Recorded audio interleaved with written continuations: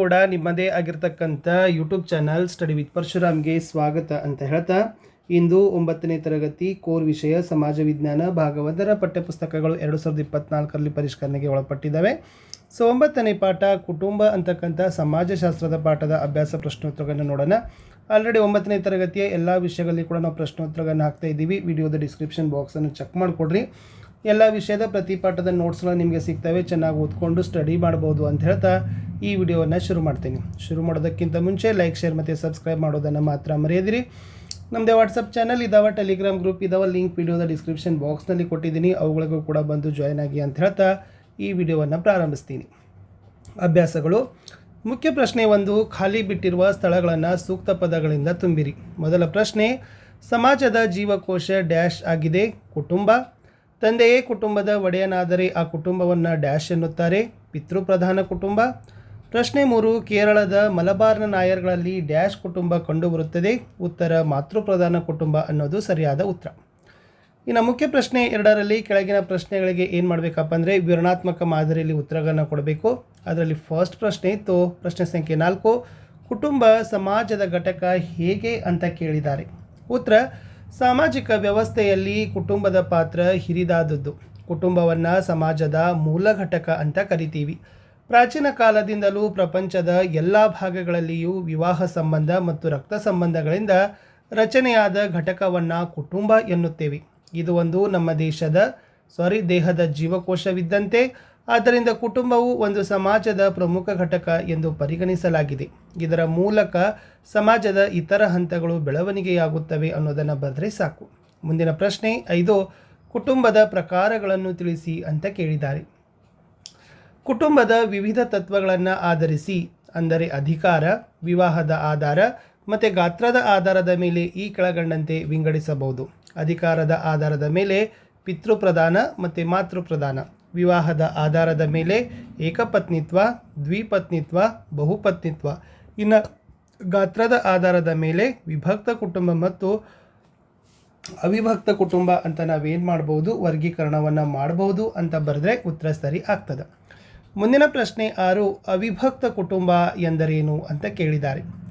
ಅವಿಭಕ್ತ ಕುಟುಂಬದಲ್ಲಿ ಪತಿ ಪತ್ನಿ ಮತ್ತು ಅವರ ಮಕ್ಕಳು, ಮೊಮ್ಮಕ್ಕಳು, ಮರಿಮಕ್ಕಳು ಹೀಗೆ 2ಕ್ಕಿಂತಲೂ ಹೆಚ್ಚು ತಲೆಮಾರಿನ ಜನರು ಒಂದೇ ಮನೆಯಲ್ಲಿ ವಾಸ ಮಾಡಿ ಒಂದೇ ಕಡೆ ಮಾಡಿದ ಅಡಿಗೆಯನ್ನು ಊಟ ಮಾಡುವ, ಸಮಾನವಾದ ಆಸ್ತಿಯ ಹಕ್ಕನ್ನು ಹೊಂದಿರುವ ಮತ್ತು ಸಾಮಾನ್ಯ ಕುಟುಂಬ ಸಾಮಾನ್ಯ ಪೂಜಾ ಪದ್ಧತಿಯನ್ನು ಅನುಸರಿಸುವ ಮತ್ತು ನಿರ್ದಿಷ್ಟ ರಕ್ತ ಸಂಬಂಧಗಳಿಂದ ಕೂಡಿದ ಜನರ ಗುಂಪನ್ನು ನಾವೇನಂತೀವಪ್ಪ ಅಂದ್ರೆ ಅವಿಭಕ್ತ ಕುಟುಂಬ ಅಂತಾನೆ ಕರಿತೀವಿ. ಮುಂದಿನ ಪ್ರಶ್ನೆ 7, ಕೇಂದ್ರ ಕುಟುಂಬ ಎಂದರೇನು ಅಂತ ಕೇಳಿದ್ದಾರೆ.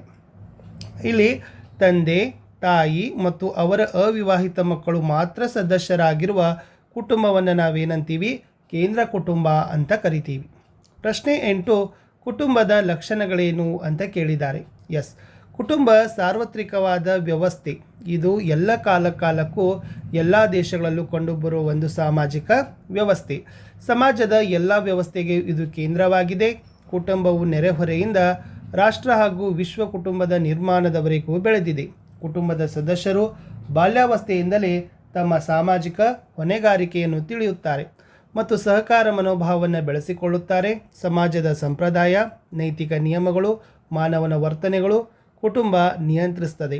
ಕುಟುಂಬ ಸರ್ವವ್ಯಾಪಿ, ಶಾಶ್ವತ ಹಾಗೂ ಪರಂಪರಾಗತ ಘಟಕವಾಗಿದೆ ಅಂತ ಹೇಳ್ಬೋದು ಅಂತ ಬರೆದ್ರೆ ಸಾಕು. ಮುಂದಿನ ಪ್ರಶ್ನೆ 9, ವ್ಯಕ್ತಿಯ ಸಾಮಾಜಿಕ ಬೆಳವಣಿಗೆಯ ಹಂತಗಳಲ್ಲಿ ಬಾಲ್ಯ ಹಾಗೂ ಯೌವನದ ಪಾತ್ರವನ್ನು ತಿಳಿಸಿ ಅಂತ ಕೇಳಿದ್ದಾರೆ. ಉತ್ತರ, ಬಾಲ್ಯ ಮತ್ತು ಯೌವನದ ವ್ಯಕ್ತಿಯ ಸಾಮಾಜಿಕ ಬೆಳವಣಿಗೆಯಲ್ಲಿ ಪ್ರಮುಖ ಪಾತ್ರವನ್ನು ಬೀರ್ತದೆ.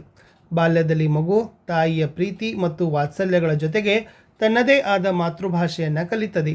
ಆ ಕುಟುಂಬದ ಗುಣಲಕ್ಷಣಗಳೇ ಆ ಮಗುವಿನ ಮುಂದಿನ ಹಂತಗಳಲ್ಲಿ ಕಾಣಬಹುದು. ಮಗು ಬೆಳೆಯುತ್ತಾ ತನ್ನ ನೆರೆಹೊರೆಯ ಹಾಗೂ ಶಾಲೆಯ ಇತರ ಮಕ್ಕಳೊಂದಿಗೆ ಬೆರೆತು ಸ್ನೇಹ ಹಾಗೂ ಹೊಂದಾಣಿಕೆ, ಸಹನೆ, ಸ್ವಾತಂತ್ರ್ಯ, ಭದ್ರತೆ, ಅಂಗೀಕಾರ ಭಾವನೆಗಳನ್ನು ಬೆಳೆಸಿಕೊಳ್ಳುತ್ತದೆ. ಇವುಗಳೇ ಮುಂದಿನ ಪ್ರೌಢ ಹಾಗೂ ಮುಪ್ಪಿನಲ್ಲಿ ಸ್ನೇಹ, ಸ್ವಾತಂತ್ರ್ಯ, ಭದ್ರತೆ ಹಾಗೂ ಇತರೆ ವರ್ತನೆಗಳನ್ನು ಹೇಳಿಕೊಡುತ್ತದೆ ಅಂತ ಬರೆದ್ರೆ ನಿಮ್ಮ ಉತ್ತರ ಏನಾಗ್ತದಪ್ಪ ಅಂದರೆ ಕಂಪ್ಲೀಟಾಗಿ ಕರೆಕ್ಟ್ ಆಗ್ತದೆ. ಇನ್ನು 10ನೇ ಪ್ರಶ್ನೆಗೆ ಬರ್ತೀನಿ. ಅವಿಭಕ್ತ ಕುಟುಂಬದ ಲಕ್ಷಣಗಳನ್ನು ವಿವರಿಸಿರಿ ಅಂತ ಕೇಳಿದ್ದಾರೆ. ಏನು ಅವಿಭಕ್ತ ಕುಟುಂಬದ ಲಕ್ಷಣಗಳಂದರೆ ಫಸ್ಟ್ ಒನ್, ಕುಟುಂಬ ಗಾತ್ರದಲ್ಲಿ ದೊಡ್ಡದಾಗಿದ್ದು 2 ಅಥವಾ ಅದಕ್ಕಿಂತ ಹೆಚ್ಚಿನ ತಲೆಮಾರಿನ ಜನರು ಒಂದೇ ಮನೆಯಲ್ಲಿ ವಾಸಿಸುತ್ತಾರೆ. ಎರಡನೇದು, ಆಸ್ತಿಯ ಒಡೆತನ. ಅಂದರೆ ಅವಿಭಕ್ತ ಕುಟುಂಬದ ಎಲ್ಲ ಸದಸ್ಯರಿಗೂ ಆಸ್ತಿಯಲ್ಲಿ ಭಾಗ ಅಥವಾ ಮಾಲೀಕತ್ವ ಇರ್ತದೆ. ಇಲ್ಲಿ ಸಹಕಾರ, ಸಾಮರಸ್ಯತೆ ಇರ್ತದೆ. ಈ ಆಸ್ತಿಗೆ ಮನೆಯ ಯಜಮಾನ ಧರ್ಮದರ್ಶಿಯಾಗಿರ್ತಾರೆ ಅಂತ ಬರಿಬೇಕು. ಇನ್ನು ಮೂರನೇದು, ವಾಸಸ್ಥಳ. ಅಂದರೆ ಅವಿಭಕ್ತ ಕುಟುಂಬದಲ್ಲಿ ಎಲ್ಲ ಸದಸ್ಯರು ಒಂದೇ ಮನೆಯಲ್ಲಿ ವಾಸಿಸ್ತಾರೆ. ಹಲವು ಕಾರಣಗಳಿಂದ ಈ ಕುಟುಂಬದ ಒಬ್ಬ ಸದಸ್ಯನ ಕುಟುಂಬ ಹೊರಗೆ ವಾಸಿಸಿದರೂ ಅವರು ಆ ಕುಟುಂಬಕ್ಕೆ ಸೇರಿರ್ತಾರೆ. 4, ಅಡುಗೆ ಮನೆ. ಅಂದರೆ ಅವಿಭಕ್ತ ಕುಟುಂಬದ ಸದಸ್ಯರಿಗೆ ಒಂದೇ ಅಡುಗೆ ಮನೆ ಇರ್ತದೆ. 5, ಧರ್ಮ. ಕುಟುಂಬದ ಎಲ್ಲ ಸದಸ್ಯರಿಗೂ ಒಂದೇ ಧರ್ಮದ ಆಚರಣೆ ಮತ್ತು ಹಬ್ಬ ಹರಿದಿನಗಳು ಆಗಿರ್ತವೆ. ಇನ್ನು 6ನೇದು, ಸ್ವಯಂ ಪೂರ್ಣತೆ ಅಂತ ಕೇಳಿದ್ದಾರೆ. ಅಂದರೆ ಅವಿಭಕ್ತ ಕುಟುಂಬವು ಬಹುಪಾಲು ಸ್ವಯಂಪೂರ್ಣ ಘಟಕವಾಗಿದ್ದು ಕುಟುಂಬದ ಸದಸ್ಯರ ಬಹುಪಾಲು ಬೇಡಿಕೆಗಳನ್ನು ಪೂರೈಕೆ ಮಾಡ್ತದೆ. ಇನ್ನು 7ನೇದು, ಅಧಿಕಾರದ ಸಂರಚನೆ. ಅಂದರೆ ಅವಿಭಕ್ತ ಕುಟುಂಬದ ಹಿರಿಯ ಸದಸ್ಯರಿಗೆ ವಿಶೇಷ ಅಧಿಕಾರವನ್ನು ನೀಡಿ ಅವರು ತೆಗೆದುಕೊಳ್ಳುವ ತೀರ್ಮಾನಗಳಿಗೆ ಅವರು ಬದ್ಧರಾಗಿರ್ತಾರೆ ಅಂತ ಬರೆದ್ರೆ ಸಾಕು. 11ನೇ ಪ್ರಶ್ನೆ, ವಿಭಕ್ತ ಕುಟುಂಬಗಳು ದಿನೇ ದಿನೇ ಹೆಚ್ಚಾಗಲು ಕಾರಣಗಳೇನು ಅಂತ ಕೇಳಿದ್ದಾರೆ. ಉತ್ತರ, ಇತ್ತೀಚಿನ ಹಲವಾರು ಅಂಶಗಳ ಬೆಳವಣಿಗೆಯಿಂದ ವಿಭಕ್ತ ಕುಟುಂಬಗಳು ಹೆಚ್ಚಾಗಿವೆ. ಬೆಳೆಯುತ್ತಿರುವ ವೈಯಕ್ತಿಕತೆ, ವೈಯಕ್ತಿಕ ಸುಖ, ಸ್ವಯಂ ತೃಪ್ತಿ, ಆಸ್ತಿಯ ಹಕ್ಕು, ಬದಲಾದ ಸಾಮಾಜಿಕ ಮೌಲ್ಯಗಳು, ಭೌಗೋಳಿಕ ಮತ್ತು ಸಾಮಾಜಿಕ ಸಂರಚನೆ, ವಿಜ್ಞಾನ ಮತ್ತು ತಂತ್ರಜ್ಞಾನದ ಬೆಳವಣಿಗೆ, ಕೈಗಾರೀಕರಣ, ನಗರೀಕರಣ, ಪ್ರಜಾಸತ್ತಾತ್ಮಕ ಹಾಗೂ ಸಮಾನತೆಯ ತತ್ವಗಳು, ಧಾರ್ಮಿಕ ಪ್ರಭಾವದ ಕುಗ್ಗುವಿಕೆ, ಸ್ತ್ರೀ ಸ್ವಾತಂತ್ರ್ಯ, ಹೀಗೆ ಮುಂತಾದವುಗಳಿಂದ ನಾವೇನು ಮಾಡ್ಬೋದಪ್ಪ ಅಂದರೆ ಇವತ್ತು ವಿಭಕ್ತ ಕುಟುಂಬಗಳು ದಿನೇ ದಿನೇ ಹೆಚ್ಚಾಗಲು ಕಾರಣವಾಗಿದ್ದಾವೆ ಅನ್ನುವ ಅಂಶಗಳನ್ನು ಬರೆದು ಉತ್ತರವನ್ನು ಸಮರ್ಥನೆಯನ್ನು ಮಾಡಬಹುದು. ಇಷ್ಟಿತ್ತು ಸ್ನೇಹಿತರೆ 9ನೇ ತರಗತಿಯ ಸಮಾಜಶಾಸ್ತ್ರದ ಪಾಠ ಕುಟುಂಬ ಪಾಠದ ಪ್ರಶ್ನೋತ್ತರಗಳು. ನಾನು ಸಿಗ್ತೀನಿ ಹೊಸ ವಿಡಿಯೋದಲ್ಲಿ. ವಿಡಿಯೋನ ಲೈಕ್, ಶೇರ್ ಹಾಗೂ ಸಬ್ಸ್ಕ್ರೈಬ್ ಮಾಡೋದನ್ನು ಮಾತ್ರ ಮರೆಯದಿರಿ. ಕನ್ನಡ, ಇಂಗ್ಲೀಷ್, ಹಿಂದಿ, ವಿಜ್ಞಾನದಲ್ಲಿಯೂ ಕೂಡ ಇದೇ ಥರದ ಪಾಠದ ಪ್ರಶ್ನೋತ್ತರಗಳ ವಿಡಿಯೋಗಳು ಬರ್ತವೆ. ಇದರ ವರ್ಕಿಂಗ್ PDF ನಾವು ನಮ್ಮ ವಾಟ್ಸಪ್ ಚಾನಲು ಮತ್ತು ಟೆಲಿಗ್ರಾಮ್ ಗ್ರೂಪ್ಗಳಲ್ಲಿ ಶೇರ್ ಮಾಡ್ತೀವಿ. ಅಲ್ಲಿ ಬಂದು ತಾವುಗಳು ಈ PDF ನೋಡ್ಬೋದು. ವಿಡಿಯೋನ ಇಲ್ಲಿಯವರೆಗೆ ವಾಚ್ ಮಾಡಿದ್ದಕ್ಕೆ ಮತ್ತೊಮ್ಮೆ ಧನ್ಯವಾದಗಳು ಅಂತ ಹೇಳ್ತಾ, ನಿಮ್ಮ ಏನಾದರೂ ಕಮೆಂಟ್, ಡೌಟ್ ಇದ್ದರೆ ಖಂಡಿತವಾಗಿ ತಾವುಗಳನ್ನು ಕೊಡ್ಬೋದು. ನಿಮ್ಮ ಕಮೆಂಟ್ಗಳಿಗೆ ಉತ್ತರಗಳನ್ನು ಕೊಡಲಿಕ್ಕೆ ಪ್ರಯತ್ನಿಸ್ತಾರೆ ಅಂತ